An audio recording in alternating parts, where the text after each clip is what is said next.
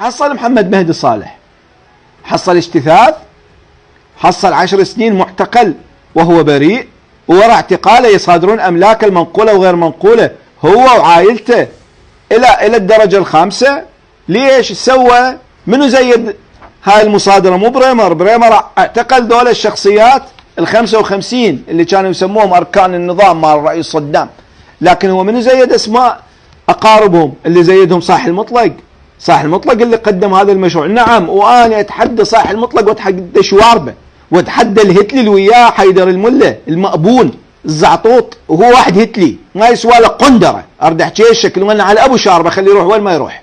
نعم، دول اللي سووا هاي الأسماء، نعم دول اللي راحوا قدموا أسماء مسؤولين بالدولة العراقية، والله لأن كانوا وزراء زيدوا العقوبات عليهم وعلى عوائلهم، وأنا محتفظ بوثيقة على هذا الخصوص.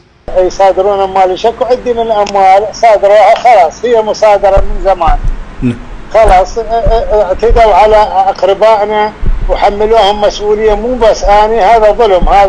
هذا المجاهد صالح المطلق سواها، يعني بقانون صالح المطلق بريمر ما صادر أموال عوائلنا وأقربائنا، صادرها صالح المطلق. سوى هاي اللجنة اللي برئاسته على أساس يحسنون الأمور، لا وسعها على جماعة النظام السابق ال55 وشمل كل الأقربائهم إلى الدرجة الثانية. ارجع على قانون 76 بريمر ما صدر، قال ذول الأسماء أصادر أموالهم خلاص.